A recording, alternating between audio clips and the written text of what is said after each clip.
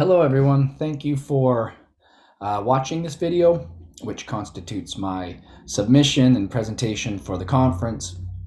And I've called the project at this point Implications for Weaponized Dissent in a Post-Truth World.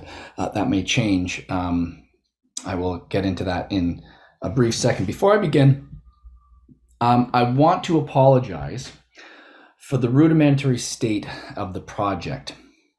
Although conferences, of course, are a great place to test ideas out, I'm afraid I'm really stretching that principle to the limit in this case.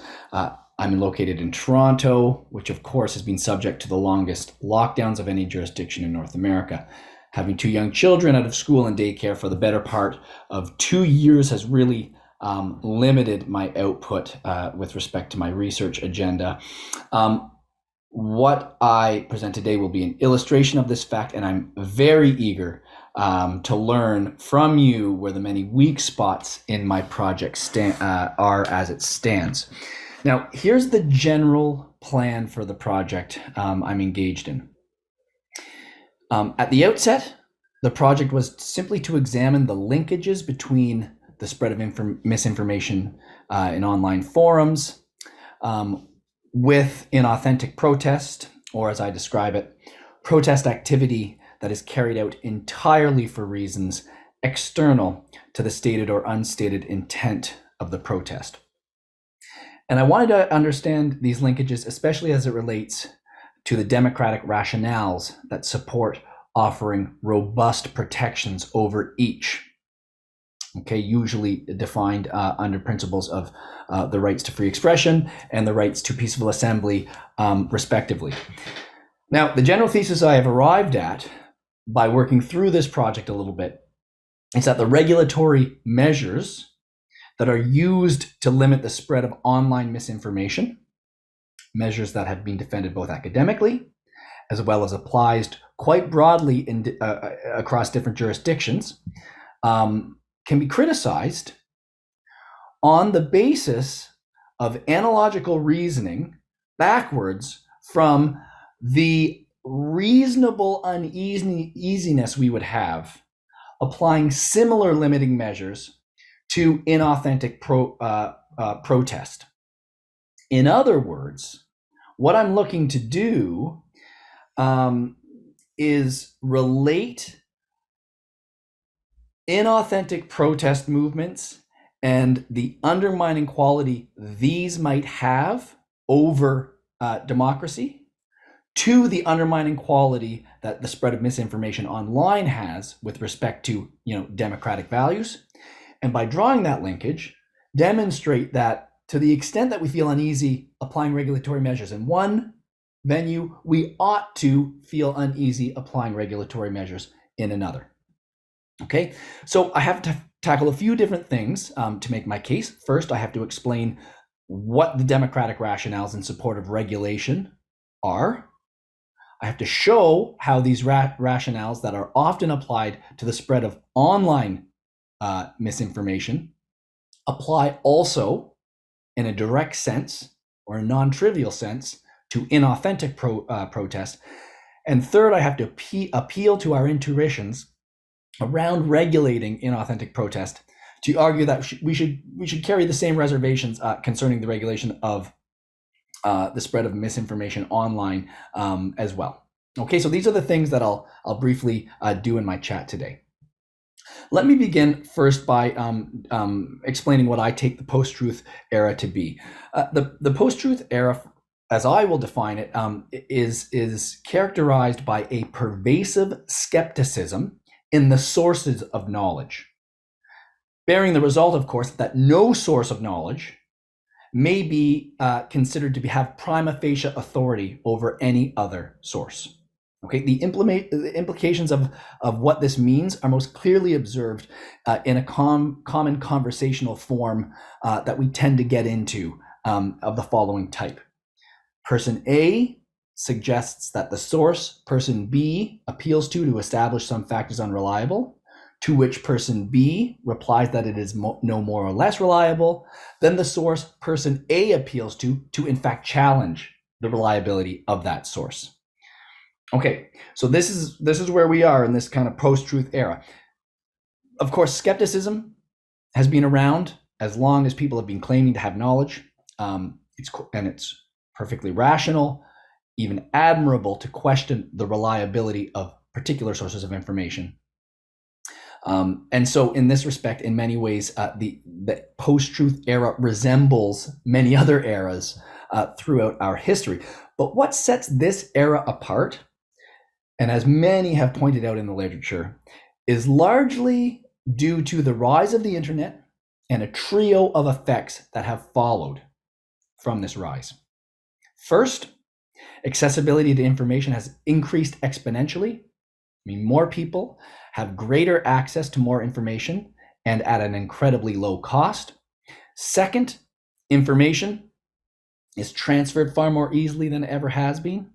And third, information is stored in a permanent sense far more easily than it has been in the past.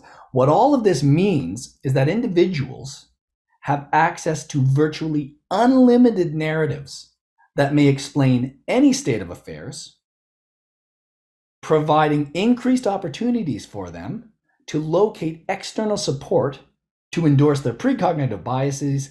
And this in turn leads, of course, to the phenomenon of self-sustaining echo chambers. Now, let's talk about democracy. From a democratic perspective, this is, of course, largely positive. The internet has gone a long way to breaking down barriers to entry concerning information gathering, which, of course, throughout history have almost invariably been stratified along class-based lines. But in an important sense, such low-cost access to information is, in fact, a double-edged sword.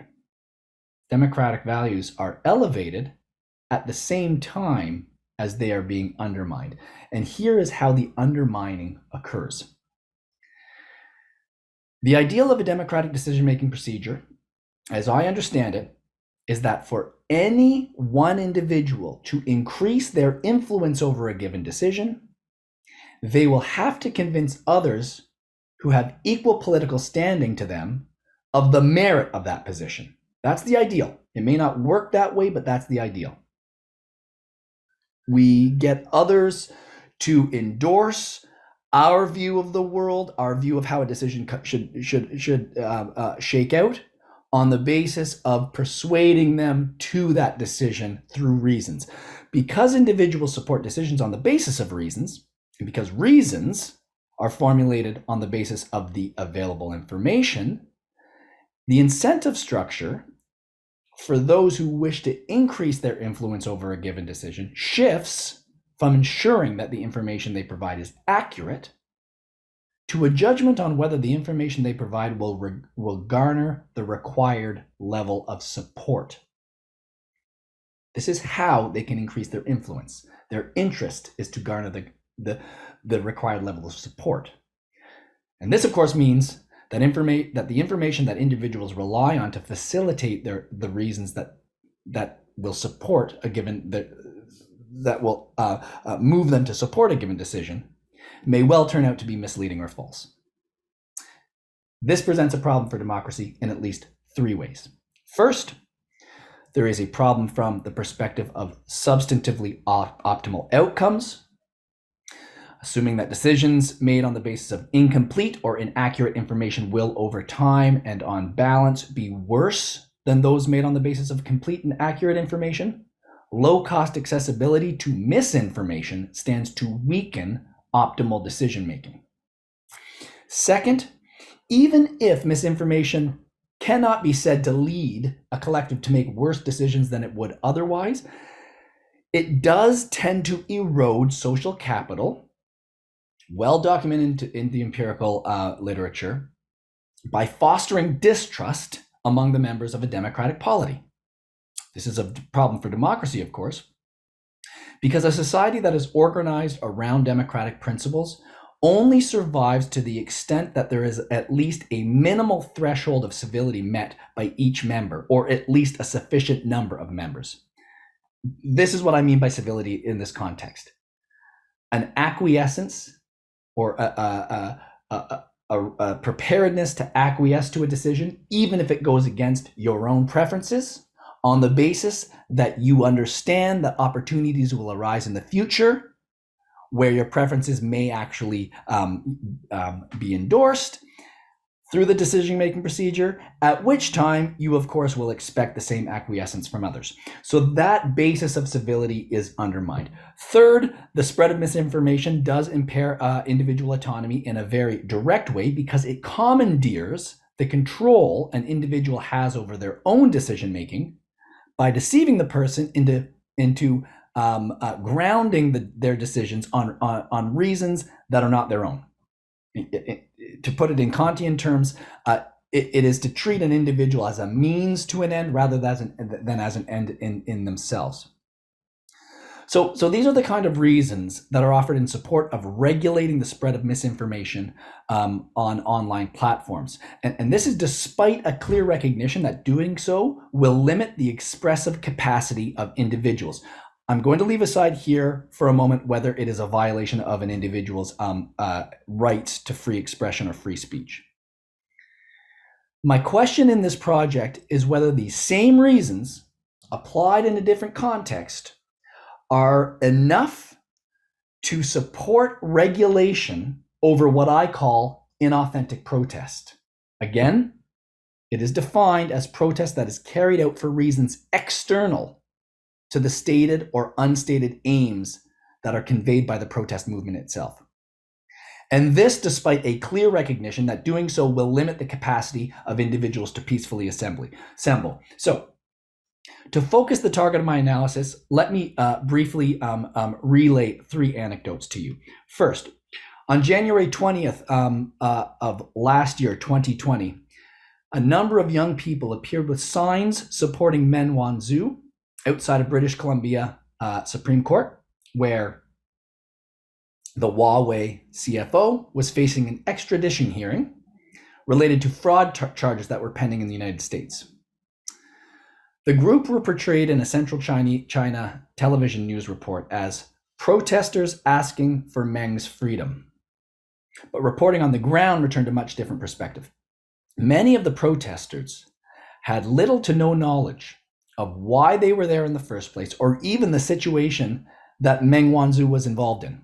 What is more, 2 members of the group outright confirmed that they had been paid to be in attendance, assuming when they took the money that they would be extras in a film shoot.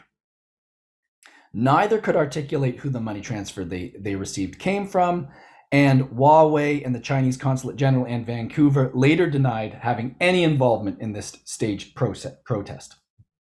Second anecdote. In the wake of George Floyd's murder by police officer Derek Chauvin, a number of media personalities began drawing a link between protests that had erupted across the country, the United States, of course, against police brutality, and I think you probably know where I'm going with this, 90-year-old Hungarian-American philanthropist George Soros. As one guest on Fox News declared June 1st of last year, 2020, follow the money, and I suspect you're going to find Open Society Foundation and George Soros's fingerprints. The claim originated in the fact that Soros's charitable organizations had donated money to grassroots groups and activists who, in fact, had a participatory part in the protests, but all of whom vehemently denied that Soros himself or any of his representatives had a role in facilitating the protests as such. Third anecdote.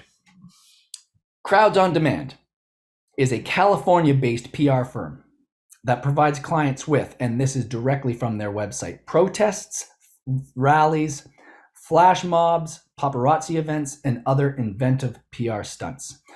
The website boasts that they provide everything, and this is a quote, another quote, provide everything, including the people, the materials, and even the ideas to those who wish to employ their services.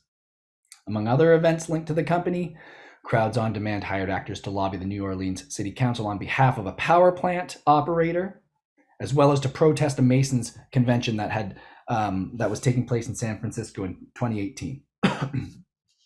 Perhaps most troublingly, as Edward Walker confirms in his book Grassroots for Hire, this is a quote from Edward Walker, who wrote that book, there are hundreds of lobbying firms and public affair firms that do precisely this work. the work that Crowds on Demand does, though not all in the same way. Some only do a little bit of grassroots for hire, but things adjacent to what Crowds on Demand are doing are not uncommon today. Okay, so that should give you a picture of what's going on here. The democratic concerns that follow from the spread of misinformation in online forums, it seems to me, appears to surface in precisely the same way in the context of protest activity.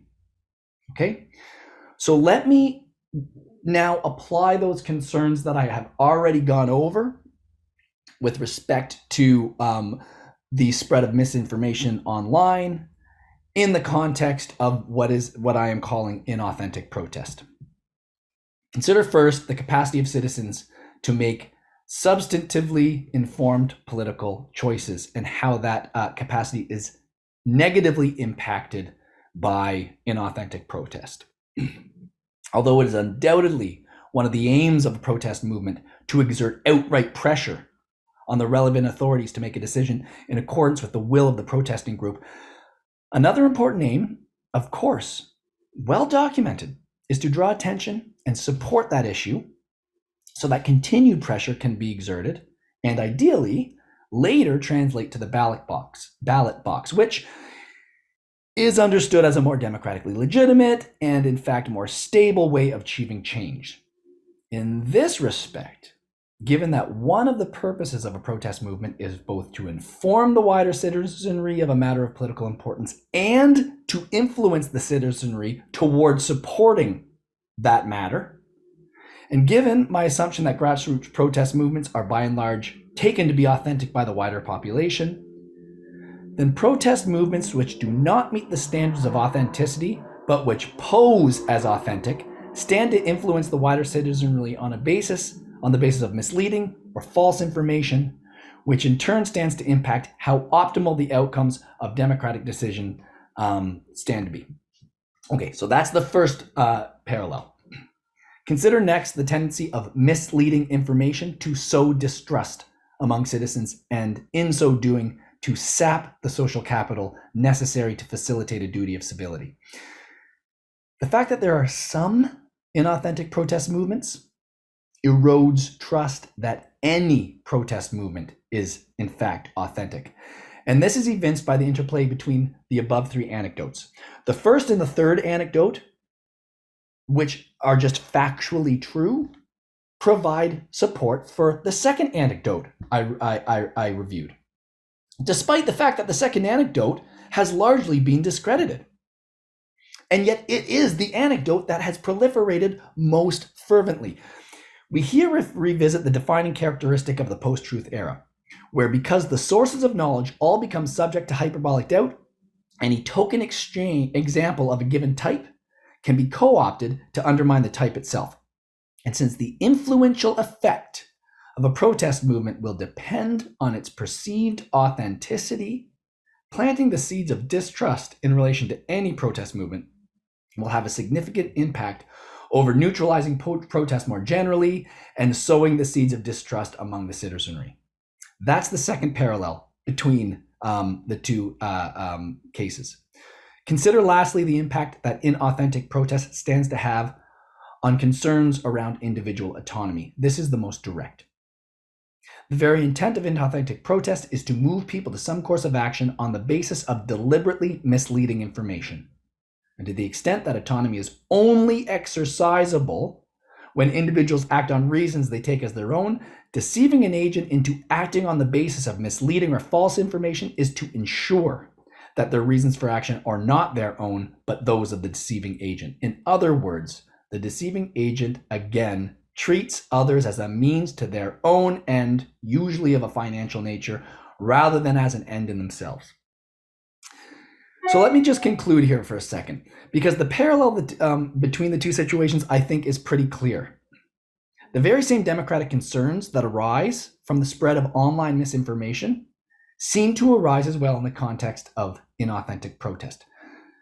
My question in this project is whether the same arguments in favor of regulation over online expression should then likewise extend to regulation of protest activity. And more narrowly, should a protest be more easily or justifiably dismantled in the same way that